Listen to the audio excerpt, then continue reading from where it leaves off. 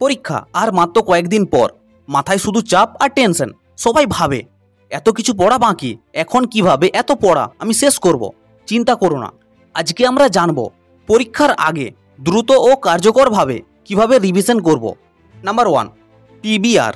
টপাররা পরীক্ষার আগে সমস্ত কিছু পড়ে না, তারা পড়ে শুধুমাত্র গুরুত্বপূর্ণ টপিকগুলো, ইম্পর্টেন্ট টপিকগুলো। প্রথমে পুরো সিলেবাসটাকে দেখো, চিন্তা করো কোন কোন চ্যাপ্টারগুলো থেকে সবচেয়ে বেশি প্রশ্ন আসে। যেই চ্যাপ্টারগুলো থেকে সবচেয়ে বেশি প্রশ্ন আসে বা প্রত্যেক বছরই ঘুরিয়ে ফিরিয়ে প্রশ্ন আসে, সেইগুলো হবে আমার ফার্স্ট চয়েস। 80-20 রুলসেও তাই বলে যে 20% ইম্পর্টেন্ট চ্যাপ্টার থেকে বা 20% ইম্পর্টেন্ট টপিক থেকেই 80% অর্থাৎ ম্যাক্সিমাম প্রশ্ন আসে। এই জিনিসটা ফলো করো, ইম্পর্টেন্ট টপিকগুলো চিহ্নিত করো আর সেগুলোকে একটা খাতাতে লিখে নাও, 1 2 3 4 করে লিখে নাও। Number 2, active recall method. শুধুমাত্র পেজের পর পেজ আমি পড়েই যাচ্ছি, এতে করে কোনো লাভ নেই। কোনো একটা টপিক পড়ার পর চোখটা বন্ধ করো, মনে মনে পুরো জিনিসটাকে ভাবার চেষ্টা করো, সেটাকে নিজের ভাষাতে লেখো বইটা বন্ধ করে, বা জোরে জোরে সেটাকে নিজেকে বোঝাও। এটাকেই বলে অ্যাক্টিভ রিকল, যা মনে রাখার জন্য সবচেয়ে শক্তিশালী টেকনিক। পরীক্ষার আগে এই টেকনিক ইউজ করো। কোন একটা টপিক পড়লাম, চোখ বন্ধ করো, সেই জিনিসটাকে নিজেকে বোঝাও বা সহজ ভাষাতে লিখে নাও। Number 3, pomodoro technique. একটানা ঘন্টার পর ঘন্টা আমি পড়ে যাচ্ছি, এতে কোনো কাজ হবে না, কারণ আমাদের ব্রেন একটা নির্দিষ্ট সময় পর ফোকাস করার ক্ষমতা হারিয়ে ফেলে।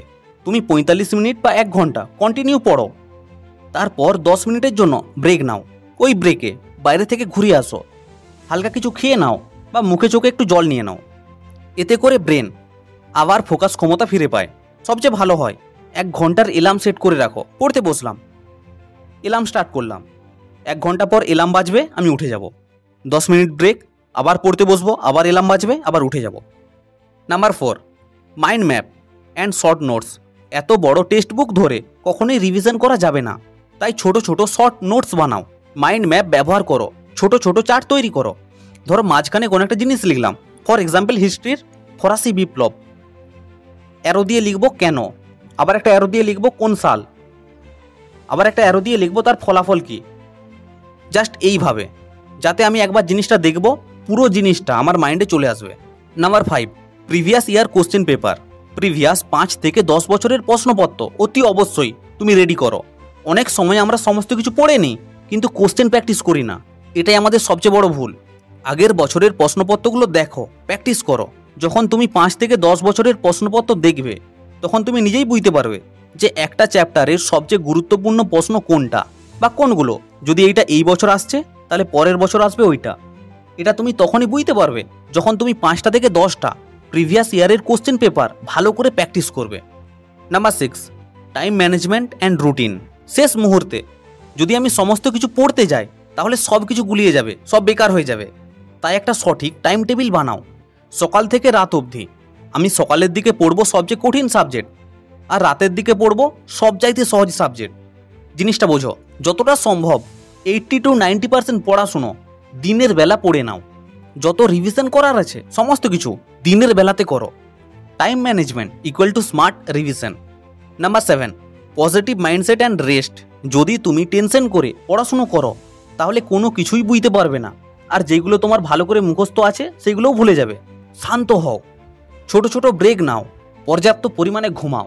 যেইটা তোমার রেডি হয়ে গেছে সেইটাকেই ভালো করে রেডি করো। যদি পরীক্ষাকে তোমার ধরো আর 1 দিন আছে বা 2 দিন আছে, তাহলে নতুন কোনো টপিক ধরতে যেও না। যেইগুলো তুমি ভালো করে পড়ে নিয়েছো সেইগুলোকেই ভালো করে রেডি করো। যখন তুমি নতুন কিছু পড়তে চাইবে, তখন পুরনো পড়া ভুলে যেতে পারো। সারা রাত বই নিয়ে বসে থাকার কোনো প্রয়োজন নেই। অতি অবশ্যই 6 থেকে 7 ঘন্টা ঘুম তোমাকে নিতেই হবে। শুধু একটাই কথা, আত্মবিশ্বাস হারিও না। আমি জানি তুমি পারবে, কমেন্টে বলো আমি পারবো। তাহলে মনে রেখো, পড়াশোনার সময় তোমার ফার্স্ট চয়েস কোনটা হওয়া উচিত। অ্যাক্টিভ রিকল আমি কিভাবে করব? কোনো একটা জিনিস পড়বো, তারপর চোখ বন্ধ করে সেই জিনিসটাকে ভাববো। পোমোডোরো টেকনিক, 1 ঘন্টা টানা পড়বো, 10 মিনিটের জন্য ব্রেক নেব। নিজের হাতে শর্ট নোটস বানাবো, শুধুমাত্র পয়েন্টগুলো লিখবো। প্রচুর পরিমাণে কোশ্চেন প্র্যাকটিস করব।